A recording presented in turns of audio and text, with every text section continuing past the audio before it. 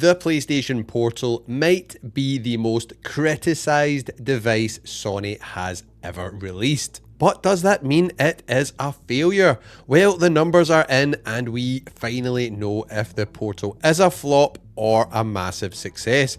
But that's not all. Sony is making huge moves. From big leadership changes to PlayStation Plus announcing a huge change which a lot of you are not going to be happy about, and even one of Xbox's big 3 exclusives has been confirmed for PlayStation. So there is a lot to break down in today's video, so let's go. Alright, let's start with the PlayStation Portal. This device launched to mixed reactions to say the least. Most of the reactions online were sheer hatred towards this poor device. Anyways, we now have some tangible information, as some people loved the concept while others just called this device unnecessary and overpriced. But despite the initial backlash, the Portal has been a huge hit. According to Circana's latest sales report, the PlayStation Portal was the best-selling gaming accessory of 2024 in the United States. Yes, the best-selling of the whole year. This means it even outsold premium accessories like the DualSense Edge, and I'm sure the DualSense Edge was more expensive than the Portal before its price drop. So that is something to keep in mind. While the Portal's higher price tag helps push it up the revenue rankings, the fact that it's topping charts proves that there is real demand for the PlayStation Portal. And it's not just the Portal that's doing well. PlayStation 5 console sales remain strong. By the end of December 2024, PlayStation 5's lifetime US sales were 7% ahead of where the PlayStation 4 was at the same point in its life cycle. That's even more impressive when you remember how hard it was to get a PS5 in the early days due to stock shortages. Easy for me to say. There was a chip shortage which caused the stock shortages. There was scalpers buying them up, which caused shortages, and then we had the pandemic. So this is pretty wild numbers that PlayStation 5 is hitting, considering the PS4 had a clean run at sales, whereas the PlayStation 5 had all these hurdles to overcome, and it's still beating the PS4 by 7% at the same point in its life cycle. That is looking pretty good for PlayStation. Globally though, it is a little bit more of a complex picture. While the PS5 is selling well in Japan, no surprises there, it's facing more challenges in Europe, likely due to its much higher price point. Meanwhile, the Xbox Series X and S, they ain't having it easy. They are struggling big time, which kind of doesn't surprise me with their recent strategy about giving games to other platforms, so the exclusives are gone. And I don't know, but I think Microsoft are assuming that people will buy it just for Game Pass, but I don't think that really works out in reality. People will go where all the games are, which is PlayStation and probably going to be Nintendo Switch too. So they're not doing well. They're struggling with sales now 18% lower than the Xbox One at the same point in its life cycle. So the Xbox One didn't do that well. Remember especially how bad a launch it had. I mean, it nearly caused the legit end of Xbox. Remember, they launched it and they just were selling it as this. They were selling it basically as an entertainment device. They pretty much didn't really mention games at all. Then they had the whole DRM thing where you couldn't share physical games with someone else. It would be like locked to your system. They just made a complete mess of it. But the Series X and S is selling 18% less than that at the same point in its life cycle. I find that wild. I have two Series S actually, and I have a Series X. They are great devices, so I'm really shocked that they're selling this bad. I think this is due to Microsoft's shocking communication with, their gamers and their marketing and their strategy. It's just not working out for them with console sales. But hey, they'll be making a lot of money selling their games to other platforms, but it's not looking good for the Xbox console, which does suck. We do need good competition to keep Sony and PlayStation on their toes, so we gamers get the best we can from Sony. and then from Xbox and from Nintendo. So more competition is better. I don't like to see what I think is going to happen. Maybe we'll get another Xbox, but then that might be the last one next generation. I don't know. But we'll see. Heck, I wish Sega would come back and make a console. The more the better, in my opinion, but that is what's happening. So the bottom line is the PlayStation Portal is a success and the PlayStation 5 is still leading the console market.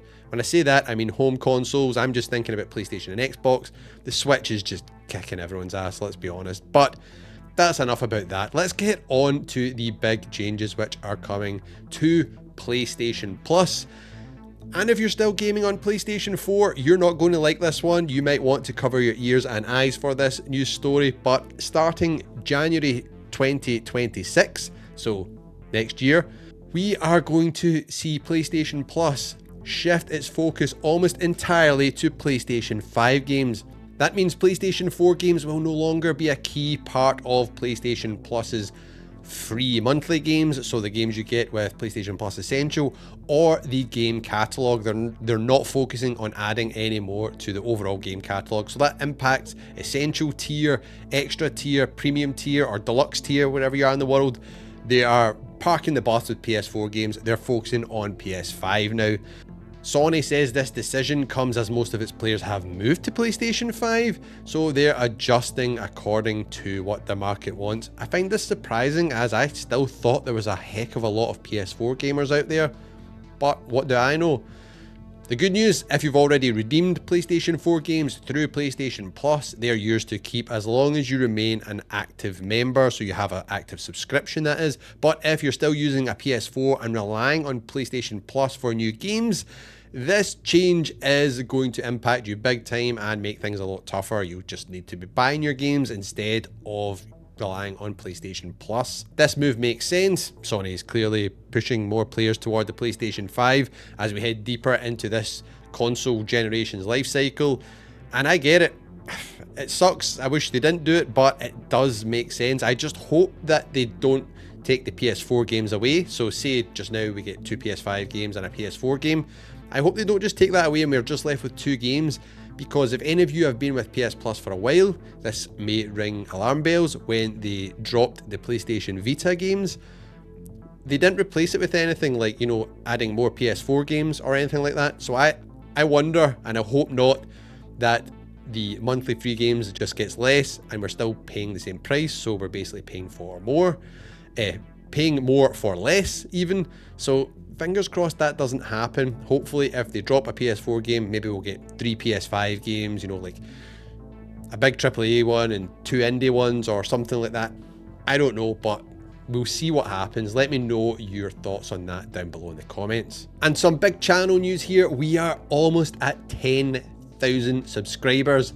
Thank you very much. This is mind-blowing. 10,000 subscribers. Wow, and when we hit 10,000 subscribers, we will be celebrating by launching channel memberships for only $1.99. So for less than the price of a cup of coffee, you can get a cool loyalty badge next to your name alongside a whole bunch of other perks, which you'll be able to see when we launch them. But the loyalty badge is one of my favorite because we have trophies in there for you. I know a lot of you love your PlayStation trophies. So if you are good enough and have what it takes, you could earn the platinum trophy, which will be next to your name whenever you comment on any videos or in any live streams. So that is pretty freaking cool. I will also be giving a few channel memberships away at random each month to subscribers, just as a thank you for subscribing and supporting the channel. So stay tuned for that. I will post on the YouTube community feed when these go live, when we hit 10,000 subscribers. Thank you all very much. Now, Sony has made some huge leadership changes at PlayStation. Hideki Nishino is now the sole CEO of PlayStation, while Herman Hulst will continue leading first-party studios. So this move ends the dual CEO structure where they had both of them as like co-CEO. That was introduced less than a year ago. It hasn't been a long time, so that clearly is not working for them and they have changed it. So the restructuring doesn't massively change the day-to-day operations, but it does signal that Sony wants to streamline decision making. So Nishino will have the final say over everything. He will oversee PlayStation hardware, PlayStation Network, third-party partnerships, and Hulse will focus on PlayStation Studios. And I think this could be a good thing for PlayStation's first-party lineup, which, let's be honest, has had some ups and downs recently, with Helldivers 2, for example, being a huge success. And then you've had Sony facing a whole bunch of challenges with these disappointing live service project attempts with things like Concord, which, let's get real, Concord is probably one of the biggest disasters and flops in gaming history. The amount of money they supposedly spent on this game, and then after only, what was it, like 2 weeks or something, to actually pull the plug on this game which people had bought. It wasn't even a free-to-play game. It probably would have done better if they would have released it as free-to-play. But anyways, it's not been going well on the live service front, so hopefully they'll be pivoting. I think the less live service games we get from PlayStation, the better. Let me know what you think about that. But this is the latest structure changes, so I'm hoping that with Nishino at the helm and Hulse focusing entirely on game development, PlayStation might be setting itself up for a stronger, brighter, more fruitful future, as the way they were going with this live service push under Jim Ryan just was not my bag. It was not floating my boat, so I am down for these changes, as the market also seems to be, which we'll talk about quickly in this next story. Investors seem to love these changes also, with Sony's stock price hitting an all-time high following the leadership shakeup. Sony's stock climbed to 3,527 yen, which is about $22, reflecting big time confidence in the company's new leadership structure and direction. A big part of this surge, I guess, is due to Hiroki Totoki taking over as CEO of Sony's group corporation. Totoki played a key role in the PlayStation's profitability, and investors are betting he'll bring the same success to Sony as a whole. So this is cool to see. Hopefully things keep going well for them and they invest in more hardware, innovations, and more good games for you and me to enjoy. Speaking of new games for you and me to enjoy, we've got another company who is going to be giving us plenty of new games. Well, maybe not new games, some of them are older games, but I'm talking about Microsoft Gaming. We should just call them that, I think, now instead of Xbox, because that's pretty much what they are. And this is the huge surprise here. I know everyone seemed to think this was going to happen. I don't know. I didn't think the big three from Xbox would make their way over. I thought they would maybe keep them as a reason to buy an Xbox console, but the first one has been announced.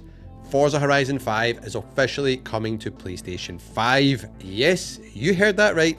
One of Xbox's biggest exclusives is making the jump to PlayStation later this year in the spring. Microsoft has confirmed that Panic Button, in collaboration with Playground Games, so Playground Games were the original developers of the game, they are handling the port over to PlayStation 5 with the PS5 version, including all the latest updates, so it's probably going to be the best version to buy, which is just kind of bonkers, but hey, this is the world we're living in right now. It will support crossplay with Xbox and PC, which is really cool, and the DLC expansion packs will all be available to purchase from the PlayStation Store. So Playground Games have expressed excitement about expanding the Forza Horizon 5 community to PlayStation, welcoming a whole new wave of players into its vibrant open world racing experience. And to make the deal even sweeter for PlayStation owners, a brand new content update called Horizon Realms will be launching alongside the PlayStation 5 version, featuring curated worlds and surprises for new and returning players. This marks another major exclusive making its way to PlayStation. Microsoft has also confirmed that Doom the Dark Ages, you've got Indiana Jones, and then The Outer Worlds 2 will also launch on PlayStation, proving they are continuing to bring more of their games to other platforms. Now, on Forza Horizon 5, I played this a lot on Xbox when it launched, and it is just incredible. It is probably the best game on Xbox, and one you should really consider picking up for your PlayStation 5, or holding off till it's on sale, picking it up. It is well worth playing, and there's not really another game like this on PlayStation apart from the Crew Motorfest, and the Forza Horizon games are just top tier arcade open world racing fun. I can't recommend them highly enough. It's probably one of the games which actually got a few of my buddies to buy an Xbox years ago, and now you can buy it on PlayStation, so you can have Forza Horizon 5 and Gran Turismo 7. You literally have the best racing games on in the world on your PlayStation 5. What is not to love? Let me know what you think about this, because that's not all we're hearing about Microsoft bringing more games to PlayStation 5. Rumours are even swirling that Halo the Master Chief Collection, Gears of War Ultimate Edition, and Microsoft Flight Simulator could be the next in line for PlayStation 5 ports. If this is true, this would just be wild. To even imagine this happening about a year ago would just blow your mind. So I can't believe this is happening, and I'm not sure really what this all means for the future of Xbox. But for PlayStation gamers, you're eating good. You're going to have pretty much the pick of the bunch of games to play on your amazing PlayStation 5 or PlayStation 5 Pro, or stream them to your... I just pretty much choked there. But anyways, I can't remember what I was saying. It's going to be good times. And even as I was recording this, more rumours popped up on my news feed. So we've got a Spanish site called Vandal. They have just posted a story about Microsoft's multi-platform strategy, and according to their sources, Killer Instinct and Starfield are likely to be the next couple of titles to head on out of the Xbox walled garden over to PlayStation land. On top of that, Vandal is also claiming several other games that are planned for PlayStation 5, include Microsoft Flight Simulator 2024, which we just mentioned, Age of the Empires 2 Definitive Edition, and a really interesting one. It's a big game for Xbox, which everyone is looking forward to, and that is Fable. The report also says that Fable would launch day and date on PlayStation and Xbox. So it's not even like Fable is going to Game Pass and it'll be there for 3 months, 6 months, a year, whatever. It'll just be available on all of them at the same time.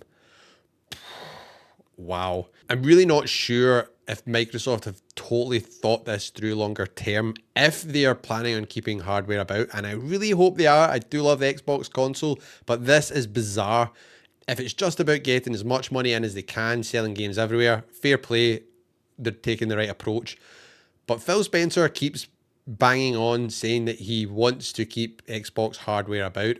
I think the next gen of Xbox hardware is going to sell even less. It is just wild, because I think they're hoping get their games out to PlayStation 5 where all the players are right now.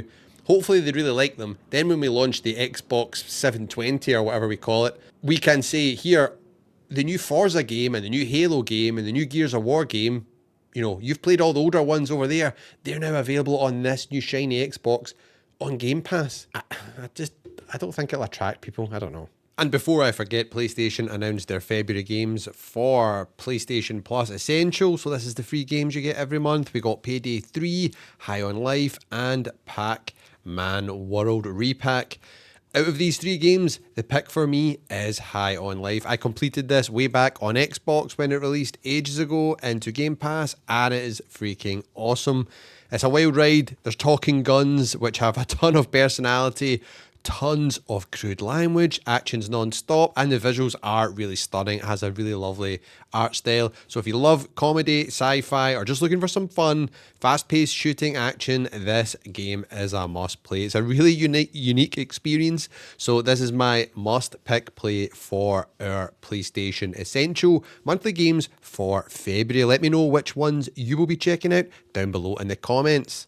So will you be picking up Forza Horizon 5 on PlayStation? And what do you think about Xbox bringing all their exclusives to PlayStation 5? Is this a good thing? Is it a bad thing? Not just for PlayStation, for the gaming industry as a whole? I'm not so sure. Only time will tell, but let me know your thoughts, as I would love to have a conversation with you all about it in the comments. So that has been one heck of a week in PlayStation land, with the PlayStation Portal proving to be a massive success, big changes coming to PlayStation Plus, and a leadership shake-up that's got investors excited. Xbox games galore, supposedly heading to PlayStation 5. There's a lot happening at PlayStation right now. Let me know your thoughts in the comments, and YouTube thinks you will love the next video on screen, so why not give it a watch right now?